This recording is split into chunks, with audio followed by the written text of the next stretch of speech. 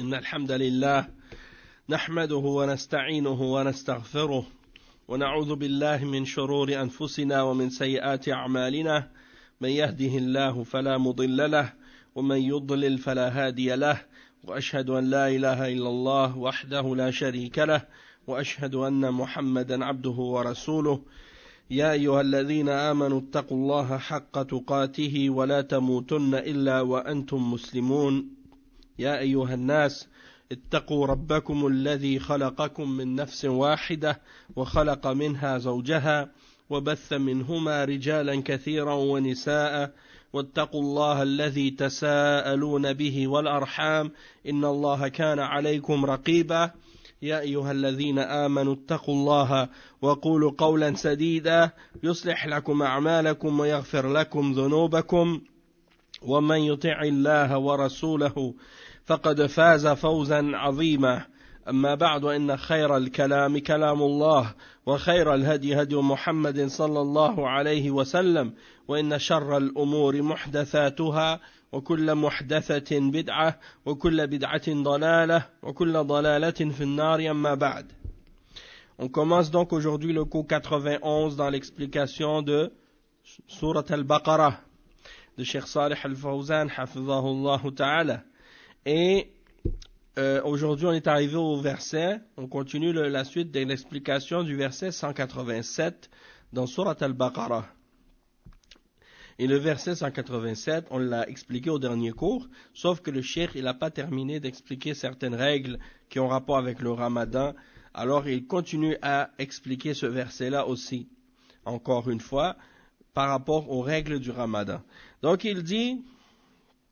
الحمد لله رب العالمين وصلى الله وسلم على عبده ورسوله نبينا محمد صلى الله عليه وسلم وعلى آله وأصحابه ومن اهتدى بهداه وتمسك بسنته إلى يوم الدين أما بعد نبين الآن مفسدات الصيام وهي المفترات التي تفسد الصيام هي على قسمين.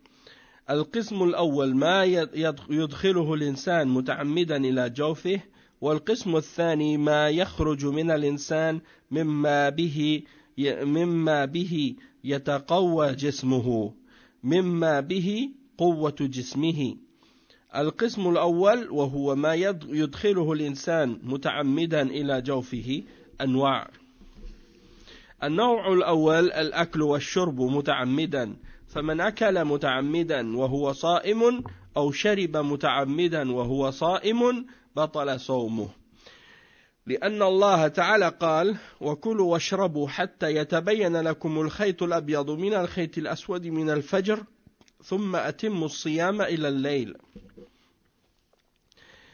ثم أتموا الصيام أي الإمساك عن الأكل والشرب إلى الليل، فحرم الأكل والشرب على الصائم في نهار رمضان في نهار الصيام، فإذا فعله متعمدا بطل صيامه، لأنه أصبح غير صائم بالأكل والشرب، سواء كان هذا الأكل والشرب كثيرا أو قليلا، ما دام أنه قد تعمد وأكل ولو قليلا أو شرب ولو قليلا فإنه يفسد صيامه، لقوله صلى الله عليه وسلم وبالغ في الاستنشاق إلا أن تكون صائما.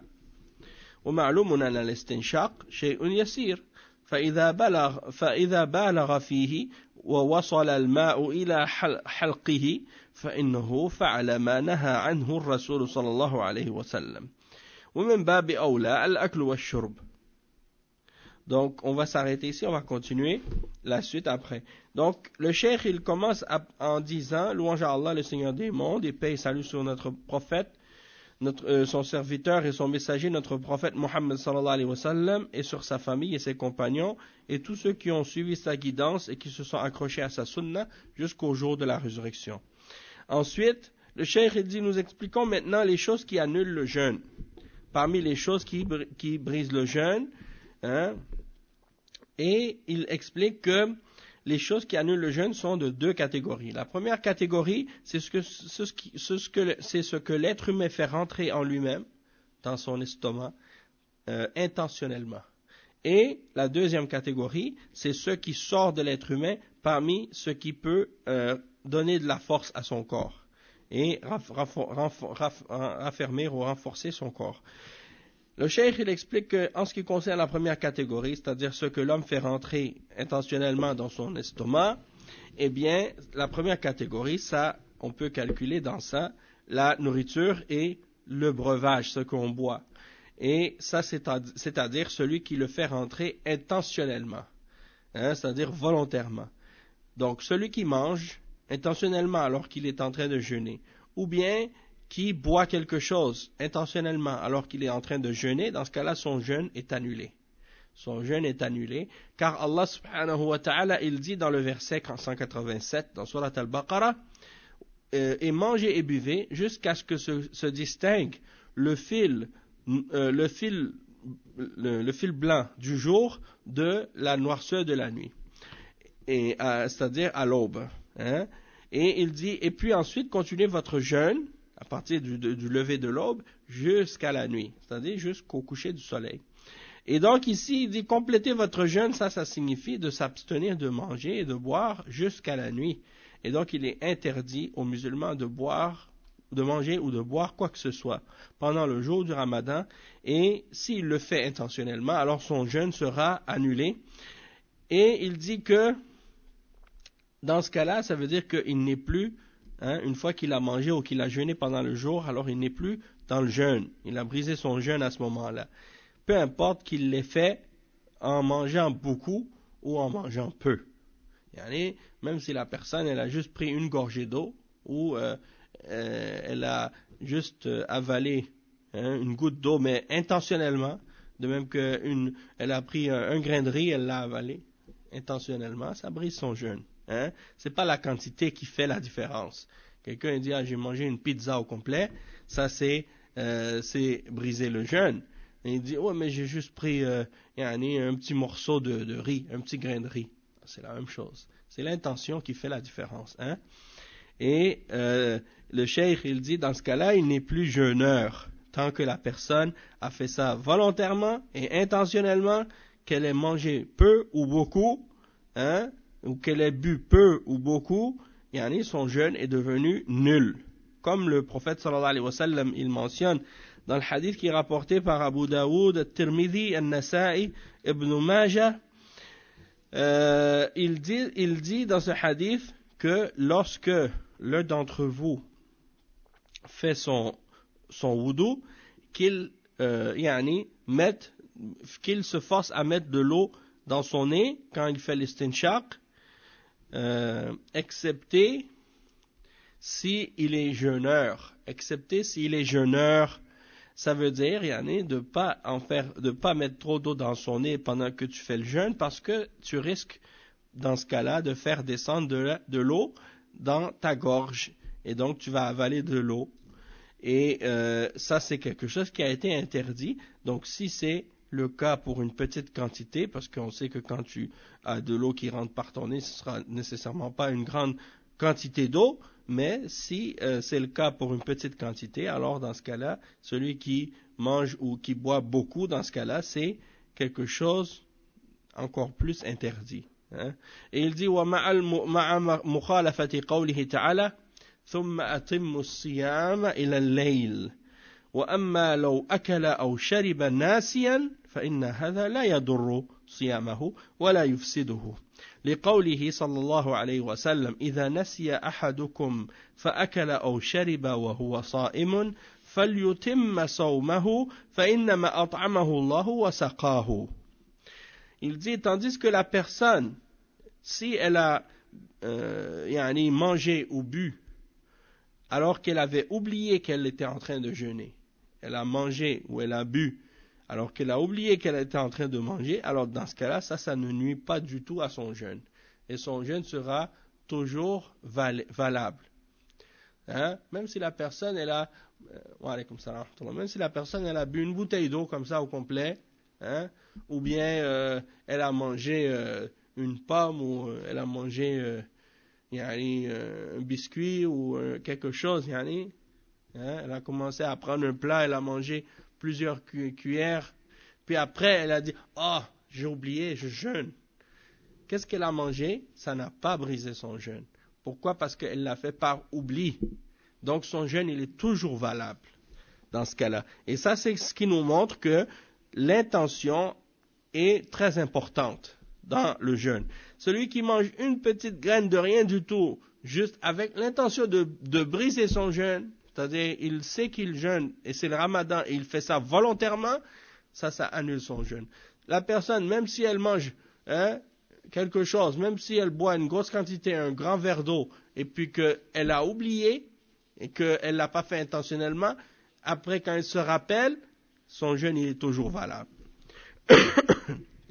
Et ce hadith-là, il est rapporté par, comme le prophète sallallahu alayhi wa sallam, il a dit, si l'un d'entre vous, il mange ou il boit alors qu'il est en train de jeûner, qu'il continue son jeûne, qu'il complète son jeûne, car c'est Allah qui l'a abreuvé, qui l'a nourri.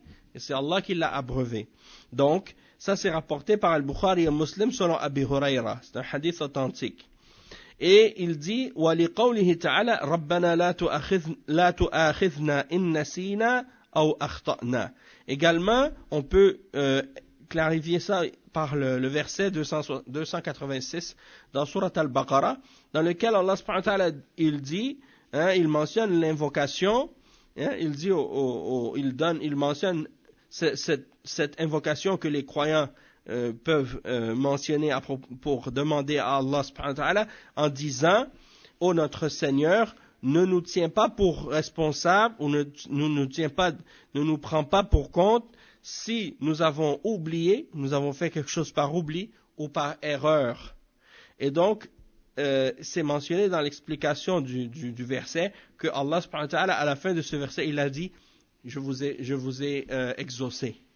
C'est-à-dire que si des musulmans font un péché ou une erreur, par erreur, ou ils font des choses interdites par oubli ou par erreur, Allah leur pardonne. Allah ne va pas leur prendre des comptes ou leur demander des comptes pour quelque chose qu'ils ont fait par erreur ou par oubli. Donc ça vient confirmer la signification de ce qu'on vient de mentionner au sujet de la personne qui a mangé par oubli. Il dit ensuite, وَقَالَ صلى الله عليه وسلم إن الله وضع عن أمتي الخطأ والنسيان وما استكره عليه. Ça c'est un autre exemple, un hadith du prophète sallallahu alayhi wa sallam qui est rapporté par Ibn Majah et Ibn Hibban, et vous le retrouvez dans les 40 An-Nawawiyya, dans ces hadiths-là que l'imam An-Nawawi a rapporté, Inna Allah تجاوز لي عن أمتي الخطأ والنسيان وما استكره عليه. C'est-à-dire que Allah subhanahu wa ta'ala, il passe par-dessus ce que ma umma a fait par erreur ou par oubli ou ce qu'elle a fait sous la contrainte, ce qu'on l'a forcé à faire.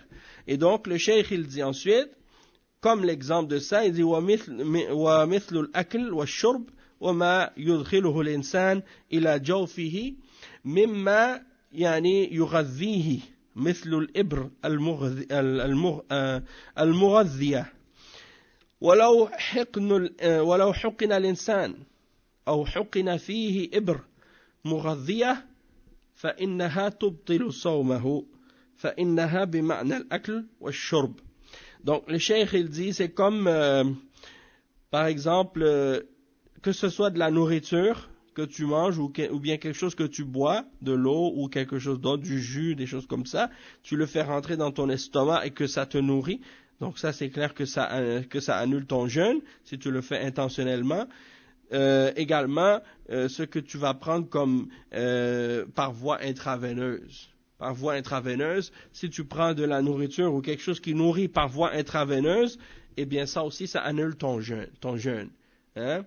Il y a des gens, parfois, ils sont à l'hôpital, ils ne peuvent pas manger. Donc, on leur met un saluté ou quelque chose avec une aiguille dans leur main ou dans quelque part dans une veine.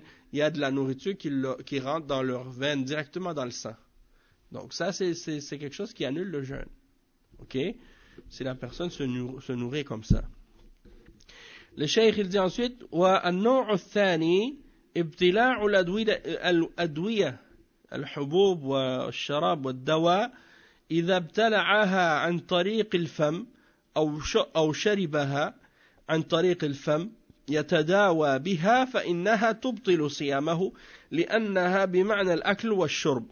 أما الإبر غير المغذية وهي التي تؤخذ تحت الجلد أو في العضل فهذه لا تؤثر في الصيام لأنها ليست مغذية ولأنها ليست بمعنى الأكل والشرب، فيجوز للإنسان أن يأخذ الإبرة عن طريق العضل أو تحت الجلد وهو صائم، يعني ولو فعل هذا ما قلنا لو فعل هذا ما قلنا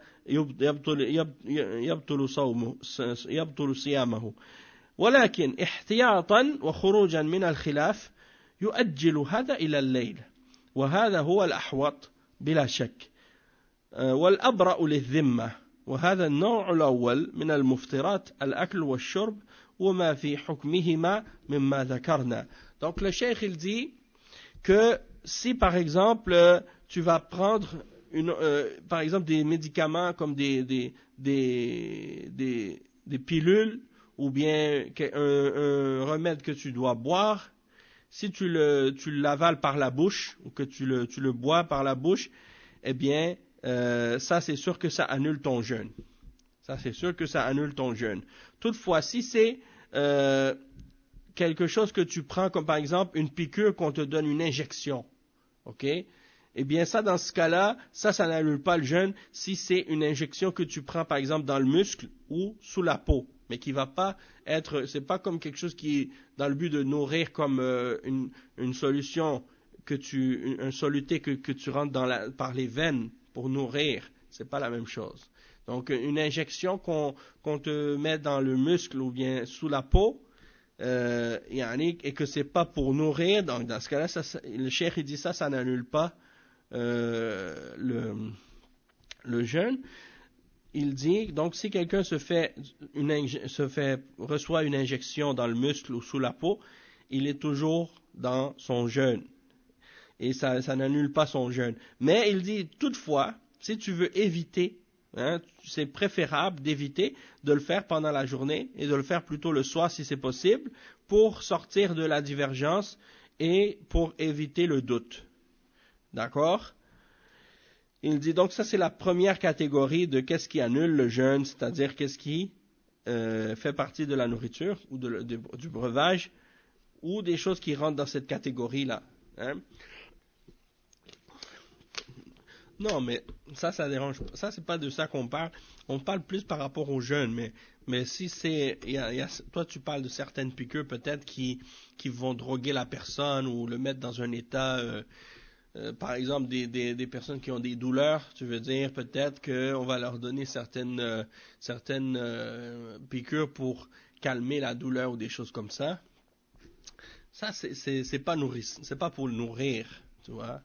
Donc dans ce cas-là, ça ne va pas affecter le jeûne. Mais il faut savoir que sur cette question, comme le cheikh il dit, il y a divergence. Le cheikh, lui, il supporte la position que ça n'annule pas le jeûne. Parce que c'est pas pour nourrir. Mais si tu veux éviter ça de façon générale, c'est encore mieux. Ok?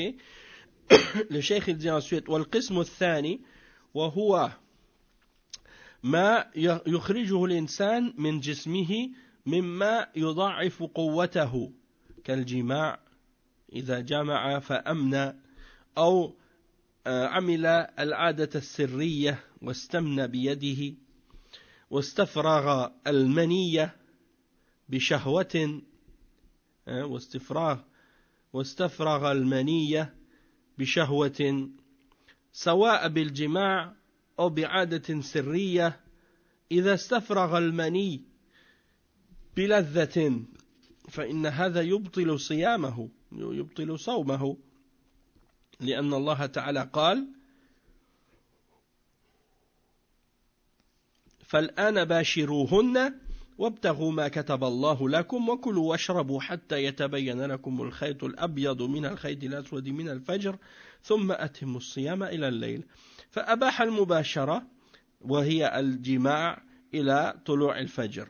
ثم أمر بالصيام إلى الليل فدل على أنه لو جامع بعد الفجر أو في أثناء النهار أو قبل غروب الشمس ولو بيسير أنه يبطل صيامه لأنه لا يعمل بقول الله تعالى ثم أتم الصيام إلى الليل لقوله صلى الله عليه وسلم في الحديث القدسي يقول الله جل وعلا إنه ترك شهوته من أجلي ترك شهوته التي هي الجماع الذي جامع في أثناء النهار لم يترك شهوته لله جل وعلا فيبطل صيامه وللحديث الذي فيه أن رجلا جاء للنبي صلى الله عليه وسلم فقال يا رسول الله هلكت وأهلكت فقال صلى الله عليه وسلم ما أهلكك قال وقعت على امرأتي وأنا صائم قال صلى الله عليه وسلم تجد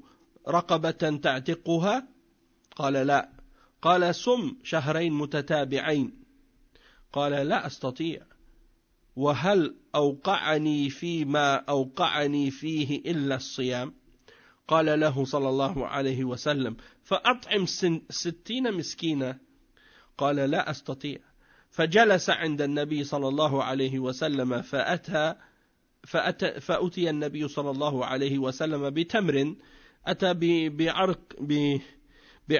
بعرق يعني زنبيل فيه تمر فقال صلى الله عليه وسلم تصدق بهذا قال على أفقر منا يا رسول الله ما بين لابتيها يعني أهل بيت أفقر منا قال فضحك النبي صلى الله عليه وسلم حتى بدت نواجذه قال فأطعمه عيالك.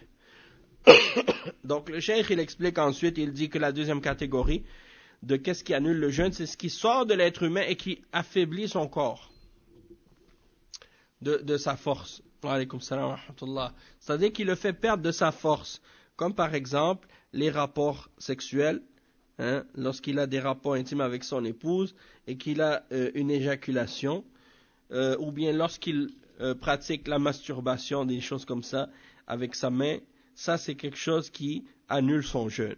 Ça, c'est quelque chose qui annule son jeûne, sans compter que c'est haram. Bien entendu, ça rentre dans le péché. Et il dit que peu importe que ce soit par les rapports sexuels, par pénétration ou bien par masturbation ou autre, du moment que la personne elle a éjaculé, alors dans ce cas-là, ça annule son jeûne. Et il mentionne le verset, alors maintenant approchez, cohabitez avec elle et recherchez ce que Allah a prescrit pour vous de ses grâces et mangez et buvez jusqu'à ce que se distingue le fil blanc du jour, de la noirceur de la nuit à l'aube, de l'aube et complétez votre jeûne jusqu'à la nuit, c'est-à-dire jusqu'au coucher de soleil. Et donc ça c'est la preuve que quand Allah subhanahu wa ta'ala dit maintenant cohabitez avec elle, c'est-à-dire vous pouvez avoir des rapports intimes avec elle jusqu'au lever de l'aube. Et ensuite il leur donne de jeûner à partir de la nuit, c'est-à-dire à partir du coucher de soleil. Et ça c'est donc la preuve qu'après le lever de l'aube et pendant la journée, si quelqu'un a des rapports avec son épouse ou bien des choses de ce genre, eh bien il a annulé son jeûne dans ce cas-là. Hein? Si c'est avant le coucher de soleil, il a fait ça, alors dans ce cas-là, il a annulé son jeûne, puisque Allah subhanahu wa ta'ala a dit, puis complétez votre jeûne jusqu'à la nuit.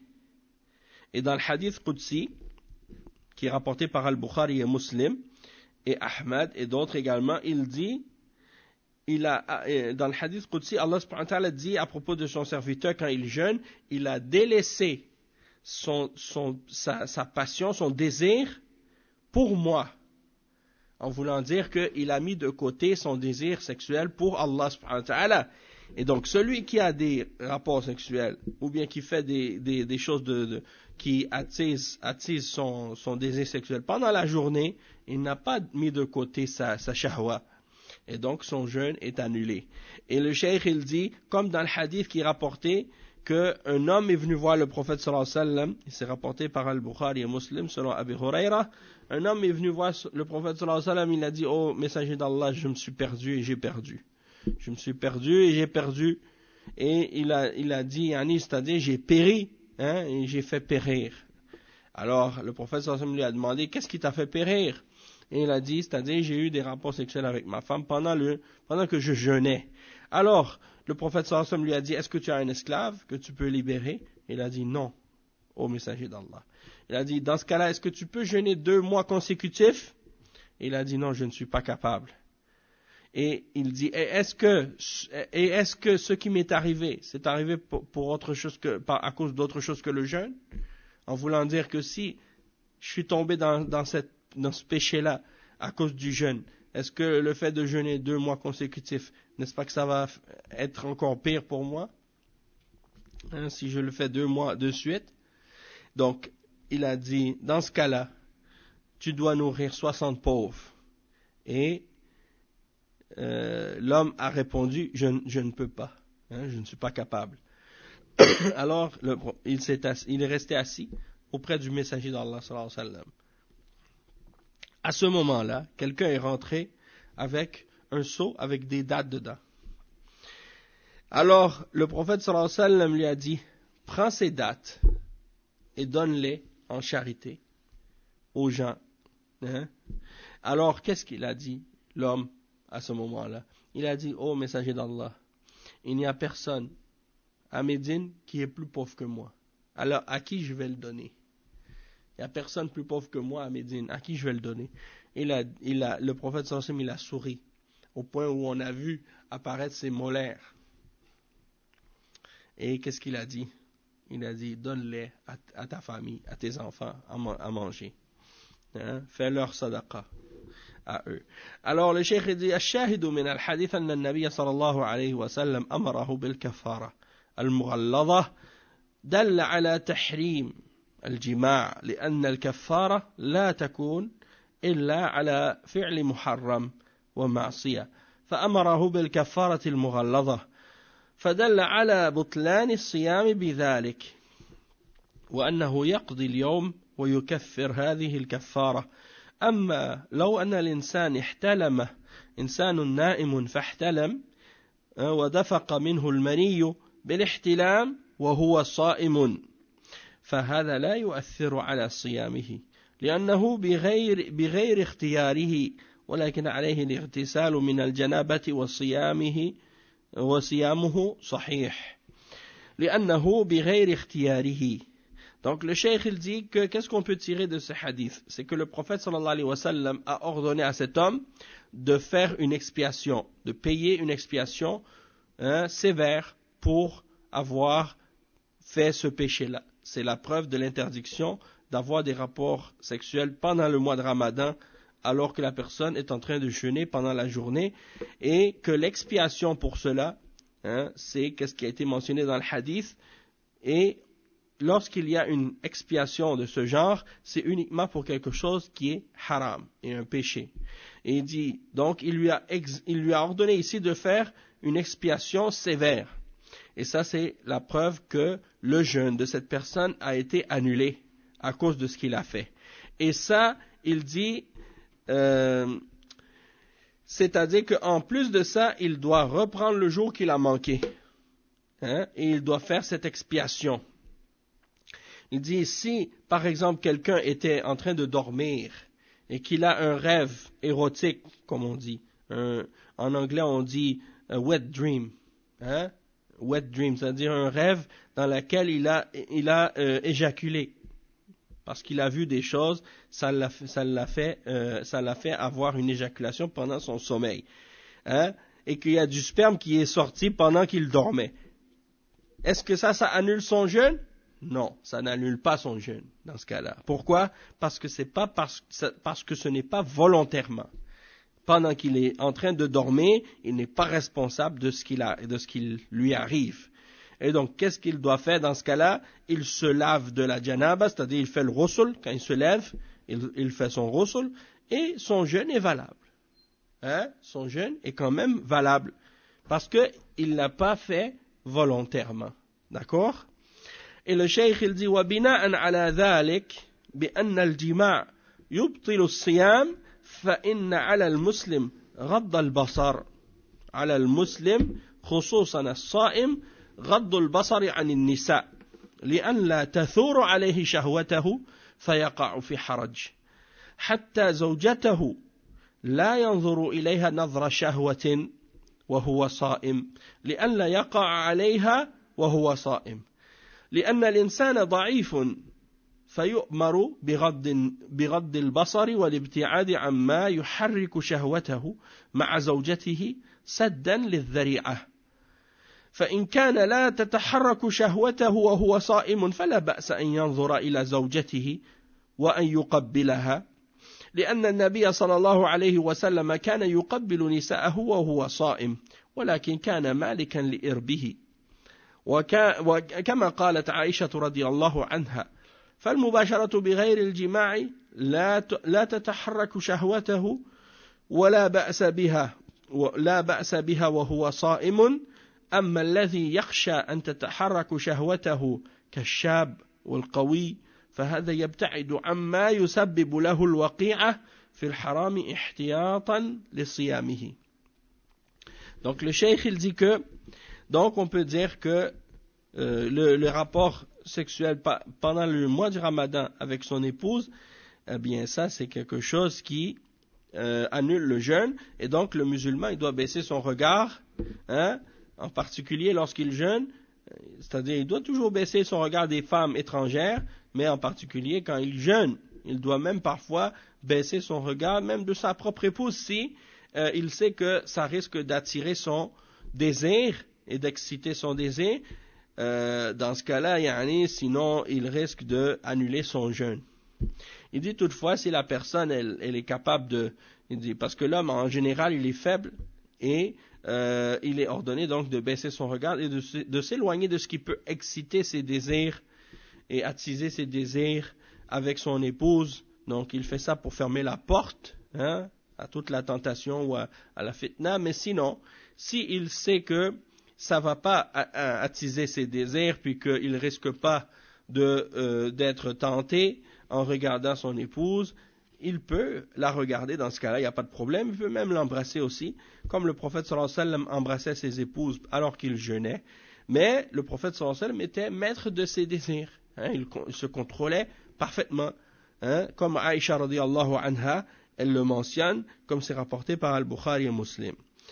Mais donc, si la personne, il va par exemple embrasser sa femme, ou bien il va la prendre dans ses bras et que ça, il ne va pas craindre que ça va l'exciter et qu'il risque à cause de ça de tomber dans le péché, hein? Donc dans ce cas-là, il n'y a pas de problème pour lui pendant qu'il jeûne de faire ça. Toutefois, s'il craint que ça fasse bouger ses désirs et que c'est un jeune ou bien quelqu'un qui a un désir qui est fort, alors dans ce cas-là, le mieux c'est qu'il s'éloigne de ce genre de choses-là pour pas justement tomber dans ce qui est haram et pour éviter d'annuler son jeûne. Le cheikh il dit ensuite وكذلك من المفطرات التي يخرجها الإنسان من جسمه باختياره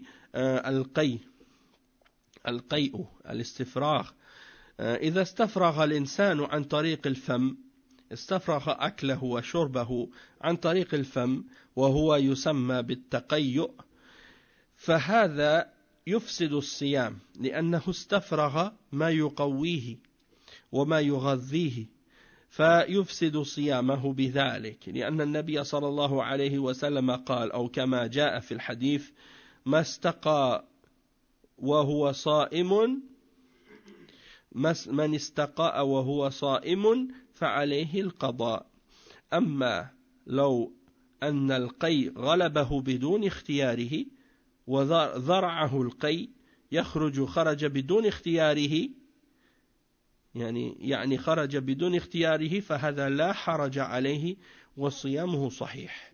Donc le cheikh il dit parmi les choses qui annulent le jeûne de quelqu'un, il y a parmi les choses que l'être humain fait sortir de son corps, il y a le vomissement, mais le vomissement que la personne, elle se fait elle-même vomir. Hein? Comme par exemple, des fois, quelqu'un, il a mangé quelque chose qui est pas bon ou qui est mauvais pour lui, que ça lui fait du tort. Il veut le faire sortir pour se sentir mieux, hein? Parce que peut-être qu'il a mal digéré cette chose-là, donc il se fait vomir lui-même. Dans ce cas-là, ça va annuler son jeûne parce qu'il se fait vomir lui-même.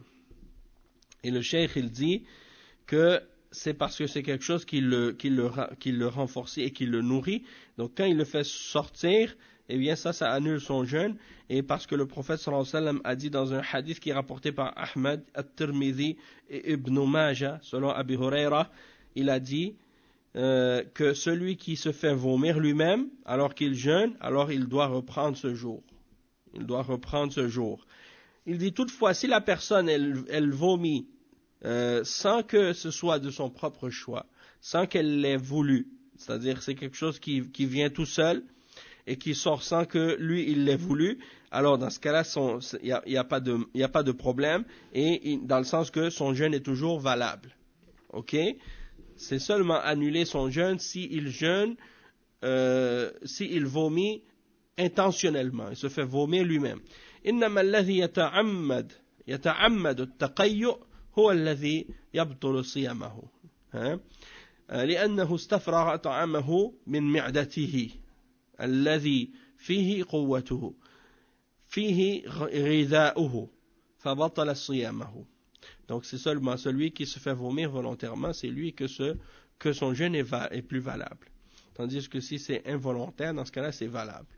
Il dit وكذلك من الاستفراغات التي تفسد الصيام الحجامة وهي استخراج الدم عن طريق المحجم يعني الحجامة علاج معروف عند العرب وهي نوع من الطب فعلها النبي صلى الله عليه وسلم وهي معروفة وفيها علاج معترف به.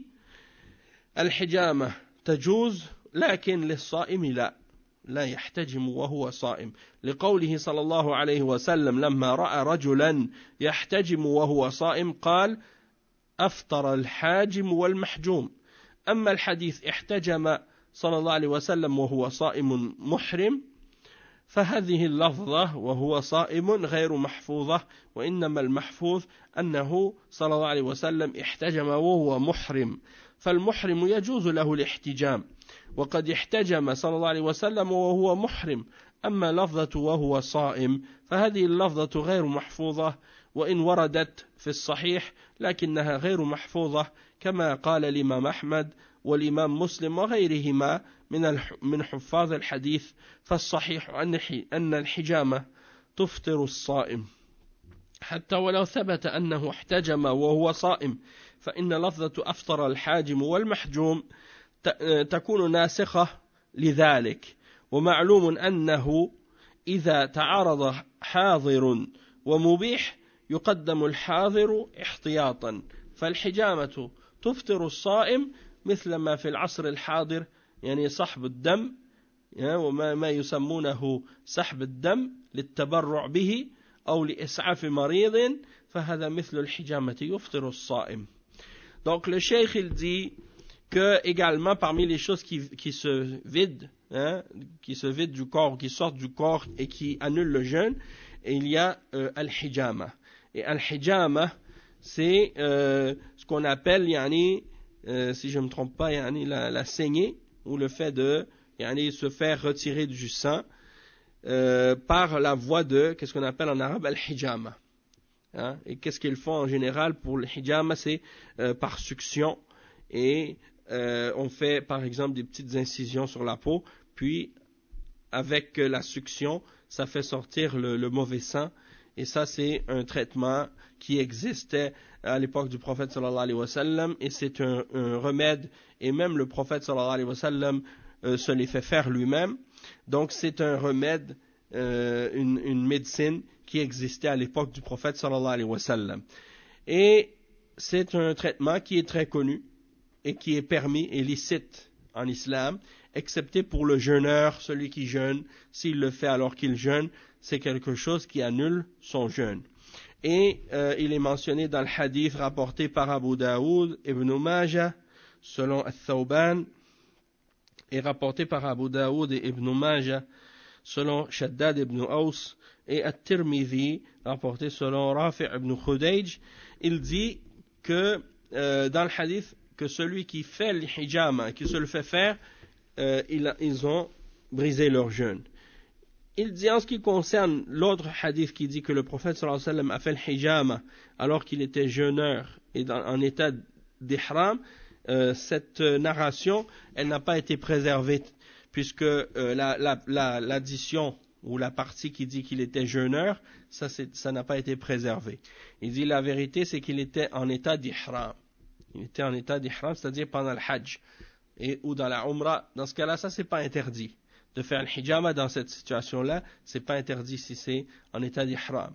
Qu'est-ce qui est interdit? C'est de faire le hijama alors que la personne est jeune. Et ça, encore une fois, c'est une question de divergence entre les ulama, d'accord? Et le cheikh, lui, il supporte la position qui indique que cette chose-là est interdite. C'est-à-dire que c'est pas permis de faire le hijama lorsque tu es en train de jeûner, et il se base sur le hadith qu'on a mentionné. Et il dit ensuite que il dit حتى لو ثبت أنه احتجم وهو صائم. Il dit même si la version du hadith qui mentionne qu'il avait fait la hijama alors qu'il était dans le jeûne, le prophète sallallahu alayhi wa sallam, eh bien l'autre narration a précédence sur celle-ci. La raison de ça, c'est parce que si on trouve un hadith qui mentionne une interdiction et un autre qui mentionne quelque chose d'interdit, quelque chose de permis, hein, s'il y a un hadith qui mentionne une chose qui est interdite et l'autre qui mentionne une chose qui est permise, la version qui mentionne l'interdiction a précédence. Pourquoi? Par précaution. Hein? Par précaution, on donne précédence à la version qui interdit. Et il dit, et de toute façon, al-hijama, on a mentionné que ça annule le jeûne, hein, ça annule le jeûne. Il dit, et on peut calculer là-dedans, on peut inclure dans ça également, à notre époque, les prises de sang, dans le sens que quelqu'un qui fait le don de son sang, soit pour les banques de sang, qui récoltent du sang pour les gens qui ont besoin de sang en cas d'urgence, hein, en cas d'urgence dans les hôpitaux, lors d'une opération ou de transfusion ou des choses comme ça. Donc, si quelqu'un va faire don de son sang pour cette raison-là, alors dans ce cas-là, son don de sang va annuler son jeûne. Il dit ومثله الفحص الفصد وهو تشريد العرق أي نعم والمبضع يخرج منه الدم كثير وهذا مثل الحجامة أيضا إذا فعله متعمدا فإنه يبطل صيامه لأنه بمعنى الحجامة. أما الدم اليسير إذا استخرج الإنسان الدم اليسير الذي لا يعد مثل الحجامة كالنقطة أو النقطتين للتحليل، إذا أخذ يعني إذا أخذ عينة من دمه للتحليل فهذا لا يضر لأنه شيء يسير لا يشبه الحجامة ولا يلحق به. وكذلك لو انجرح الإنسان وخرج منه دم كثير فهذا لا يفسد صيامه لأنه بغير اختياره. ولكن كذلك لو خلع ضرسا فالصائم الذي يتألم من ضرسه ولا يستطيع الصبر عليه لشدة الألم لا بأس أن يخلع ضرسه وهو صائم ولو خرج منه دم لأن هذا لا يؤثر لأن هذا غير مقصود. خروج الدم غير مقصود وإنما المقصود التخلص من الضرس أو من الضرس الذي يؤلمه وهذا ما يتعلق باستخراج الدم أو خروج الدم من الصائم. Donc le cheikh il dit que si par exemple quelqu'un va faire une saignée c'est quoi? C'est lorsque on va couper une veine pour faire sortir beaucoup de sang. Ça c'est comme un peu comme la hijama. C'est un peu comme la hijama. Et il dit que si la personne elle le fait volontairement, alors ça c'est quelque chose qui annule son jeûne aussi. Wa alaykoum salam wa rahmatullah. Ça c'est quelque chose qui annule son jeûne aussi. Parce que c'est dans le même sens que al-hijama. Toutefois, si c'est une petite quantité de sang, et qu'on le fait sortir par exemple comme une prise de sang pour faire des analyses, quelques gouttes par exemple dans une petite capsule, là comme ils font là les prises de sang, pour faire des analyses de sang, il dit ça annule pas le jeûne. Parce que c'est pas comparable à la hijama. Et on peut pas l'associer à la hijama. La même chose aussi si une personne a une blessure. Par exemple, quelqu'un s'est blessé puis qu'il y a beaucoup de sang qui est sorti, ça n'annule pas son jeûne. Ça n'annule pas son jeûne parce qu'il ne l'a pas fait volontairement. De même que...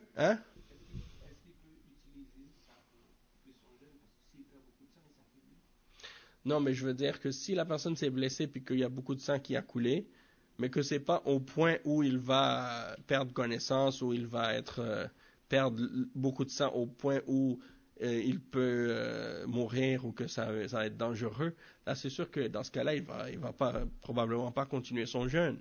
Parce qu'ils vont l'amener à l'hôpital, ils vont lui donner des transfusions et tout, donc ça c'est sûr. Mais on parle d'une personne qui a perdu beaucoup de sang, relativement, mais pas au point où il va perdre connaissance, où il va plus être capable de jeûner, tu comprends? Donc dans ce cas-là, ça va pas annuler son jeûne, ou bien quelqu'un par exemple qui s'est fait arracher une dent. C'est quelqu'un qui s'est fait arracher, surtout les molaires en arrière, s'est fait arracher une molaire à cause de la douleur, par exemple. Quelqu'un qui avait une carie ou quelque chose, on lui a arraché une molaire après pour le soulager. Eh bien, il dit le cheikh que ça n'annule pas son jeûne, même s'il y a du sang qui par la suite va couler dans sa gorge ou dans sa bouche, ça ne va pas annuler son jeûne. Parce que c'est pas, d'un côté, parce que c'est pas volontaire, et parce que, c'est pas de sa faute. Il fait ça pas pour le sang, il fait ça pour enlever la douleur qu'il ressent à cause de sa dent. Il dit le cheikh وكذلك من أنواع الاستفراغات التي تفطر الصائم الحيض والنفاس للمرأة فالحائض والنفساء لا يصح منهما الصيام ولا يؤمران به وإنما تفطران مدة الحيض ومدة النفاس وتقضيان ما أفطرتا من أيام أخر لما ثبت في السنة الصحيحة أن النساء كن يحضن على عهد النبي صلى الله عليه وسلم فلا يصمن ولا يصلين الحائض والنفساء لا تصوم ولا تصلي فإذا طهرت ولو لم تغتسل فإنه يجب عليها الصيام إذا انقطع دمها انقطاعا نهائيا ورأت الطهر وجب عليها الصيام بقية الشهر وتقضي ما أفطرت في أيام الحيض والنفاس لقول عائشة رضي الله عنها لما سألتها امرأة فقالت يا أم المؤمنين ما بال الحائض لا تقضي الصيام ولا تقضي ما بال الحائض تقضي الصيام ولا تقضي الصلاة قالت لها أحرورية أنت؟ الحرورية هم الخوارج لأنهم هم الذين يسألون عن هذه الأسئلة التكلفية هذا سؤال تكلف قالت لها أحرورية أنت؟ قالت لا لكني أسأل فقالت كنا نحيض على عهد النبي صلى الله عليه وسلم فنؤمر بقضاء الصيام ولا نؤمر بقضاء الصلاة المسألة هي مسألة عقل المسألة ما هي مسألة عقل المسألة مسألة دليل فالواجب على المسلم أن يتبع الدليل ولا يسأل لماذا ولماذا إذا صح الدليل فيجب عليه العمل به سواء عرف الحكمة أو لم يعرفها وهذا في قضية الحائض والنفساء تقضيان الصيام ولا تقضيان الصلاة لأن الصلاة تتكرر في اليوم والليلة 5 مرات فلو فلو أمرت الحائض والنفساء بقضاء الصلوات التي مرت عليها شق ذلك عليها لكثرة الصلوات. أما الصيام فإنه لا يشق قضاؤه، فذلك فلذلك أمرت بقضاء الصيام.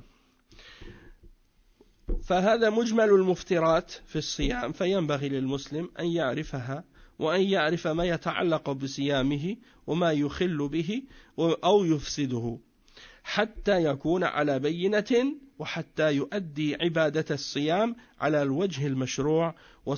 وصلى اللهم على نبينا محمد وعلى آله وأصحابه أجمعين والحمد لله رب العالمين. Donc le cheikh il termine donc ce point-là en disant que si parmi les choses qui annulent le jeûne également, il y a la menstruation des femmes et les écoulements après l'accouchement d'une femme. Ces deux choses-là sont des choses qui font que la femme, son jeûne est annulé. Elle ne peut plus continuer à jeûner pendant cet état-là. Et elle doit reprendre les jours qu'elle a manqués lors de ses menstruations et pendant les écoulements après l'accouchement. Et donc elles reprennent les jours manqués. Comme c'est mentionné dans la sunna du prophète sallallahu alayhi wa sallam.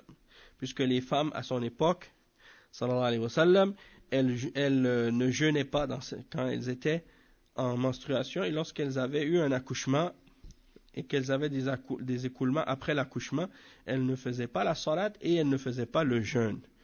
Une fois qu'elles sont purifiées, elles doivent reprendre leur jeûne. Même si elles ne se sont pas encore lavées, elles doivent tout de suite recommencer le jeûne aussitôt que le sang cesse de couler. Et elle reprend les jours qu'elle a manqués quand elle avait les menstruations ou les écoulements après l'accouchement. À cause de la parole de Aïcha radiyallahu anha, lorsqu'une femme est venue lui poser la question, ô al-Mu'minin, ô mère des croyants, la femme qui a ses menstruations, elle doit reprendre le jeûne. Mais pourquoi elle ne doit pas reprendre la salat?